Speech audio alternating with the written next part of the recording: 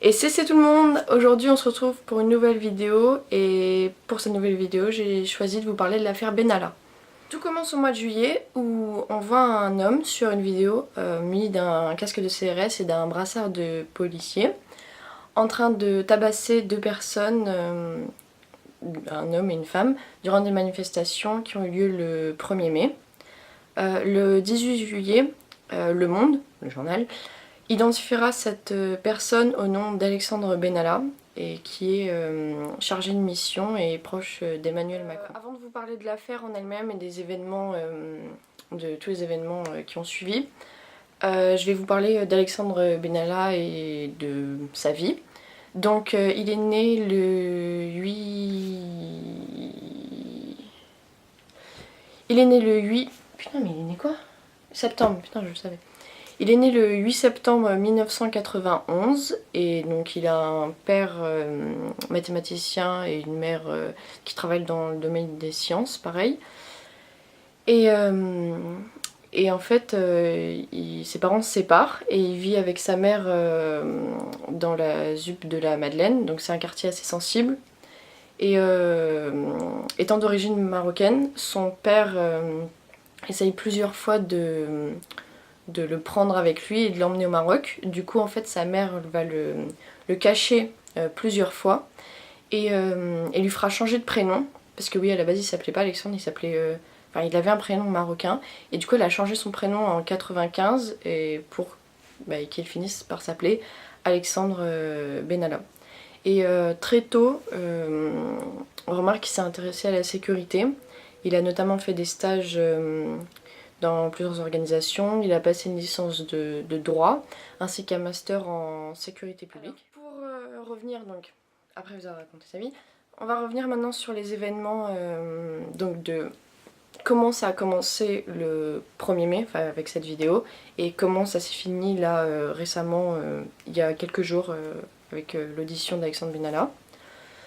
Donc le 1er mai, cette vidéo où on le voit tabasser deux personnes lors de manifestations de la fête du travail sort et en fait avant même qu'on l'identifie sur cette vidéo, les gens s'y intéressaient et cette vidéo avait vraiment été relayée partout sur les réseaux sociaux parce que même si, enfin déjà l'ampleur de la vidéo n'était pas la même. Là on est carrément sur un scandale politique, limite une affaire d'État. Mais déjà en fait l'affaire en elle-même, avant qu'on sache qu'il s'agissait d'Alexandre Benalla, l'affaire était assez grave déjà parce que il s'agissait déjà d'une bavure policière. Enfin, bon il n'est pas flic du coup parce que voilà, c'est encore pire. Mais il s'agissait déjà à la base d'une bavure policière et c'était déjà vraiment très grave. Et je pense que c'est ce qui a fait que les gens se sont intéressés. Et les journalistes aussi, et du coup ils se sont dit mais attendez, ce mec on le connaît, et du coup ils ont commencé à l'identifier, et c'est de là d'où est partie l'histoire au final. Mais ça a un peu tardé parce que, en fait, ils l'ont identifié le 18 juillet, sauf que cette vidéo a été filmée le 1er mai, donc qu'est-ce qui s'est passé entre temps? Donc le 1er mai, voilà, cette vidéo a été filmée, nanana. Le 2 mai, donc le lendemain, le ministre de l'Intérieur, Gérard Collomb, le Premier ministre, enfin l'Élysée, apprend que donc qu'il s'agit d'Alexandre Benalla, qu'il a fait une faute grave quoi, parce qu'il s'agit quand même d'une usurpation de fonction, parce qu'il avait absolument pas à porter un brassard de police, c'est totalement illégal. Frapper les gens aussi c'est pareil, enfin même ça présente un danger et pour l'image d'Emmanuel Macron et pour l'image du gouvernement, enfin bref. Voilà. Donc en fait, ils décident en fait, ils seront accusés de dissimulation parce qu'ils n'ont pas informé la justice. Et c'est là aussi un des gros problèmes de l'affaire. Mais surtout, donc ils décident tout d'abord de le suspendre pendant 15 jours et après de le rétrograder de ses fonctions. Et ils prennent ça comme un avertissement. Donc d'abord, ils ne le licencient pas. Ils le font rétrograder en mode ouais ça va passer tranquille, t'inquiète et tout. Mais en fait, donc après, donc tout se passe bien on va dire, et le 18 juillet, donc on apprend tout ça, blablabla, blablabla. Le préfet ouvre une enquête Et il va être mis en examen vraiment très rapidement. Et du coup 2 jours après, donc le 20 juillet, il est licencié. Et voilà. A few moments later. Much later. Ah oui, aussi, donc ils ont dit, enfin l'Elysée, l'a a priori rétrogradé de sa fonction. Sauf que plusieurs images prouvent qu'il était toujours chargé des déplacements d'Emmanuel Macron. On le voit sur plusieurs clichés alors que en fait il ne devrait pas être là. Donc ça aussi c'est un gros problème en fait dans l'histoire. En fait le truc c'est que c'est une histoire qui a vraiment des gros trous et il y a vraiment plein de choses qu'on connaît pas parce que le fait qu'ils aient dissimulé ça et que et même Alexandre Benalla paraît pas du tout clair et on va le voir pendant son audition d'ailleurs. Alors après du coup, vu que c'est une affaire on va dire d'État, il y a plusieurs personnes qui sont entendues par le Sénat comme le ministre de l'Intérieur et le préfet de police de Paris, oui, qui se renvoient tous les deux la balle, ils se renvoient tous les deux la faute et du coup c'est encore moins clair. Et ce qu'on reproche beaucoup aussi à l'Elysée, et surtout au président, c'est de pas du tout avoir fait de déclaration là-dessus. Et du coup, le 24 juillet, il fait un discours, donc il intervient, et il dit, attendez, j'ai la phrase, il dit « Le seul responsable, c'est moi ».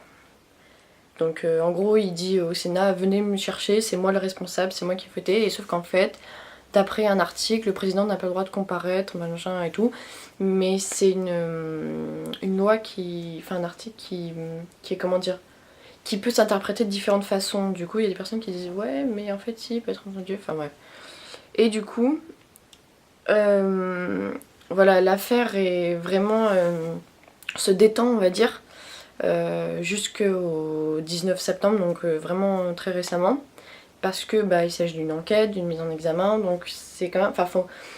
Vu que l'affaire a été extrêmement médiatisée, là ils essayent de garder ça un peu privé pour faire avancer l'enquête.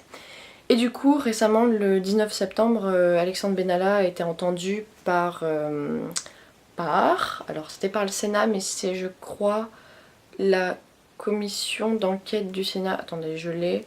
C'est non, oui, c'est ça, par la commission d'enquête du Sénat, donc où il répond à plusieurs questions, donc quel est son travail actuel, blablabla. Et en fait, on essaye d'éclaircir des choses qui sont pas du tout claires, comme quelles sont ses fonctions, parce que chargé de mission, déjà c'est pas très clair. En fait, chargé de mission, c'est assurer les déplacements d'Emmanuel Macron et tout. Et il précise qu'il n'a aucun cas son garde du corps, même si on le voit très proche de lui sur certains clichés. On demande aussi pourquoi il a un accès spécial à l'Assemblée nationale. Alors il dit que c'est pour aller à la salle de sport. Écoute mon coco comme tu veux, mais bon, je trouve ça un peu bizarre. Et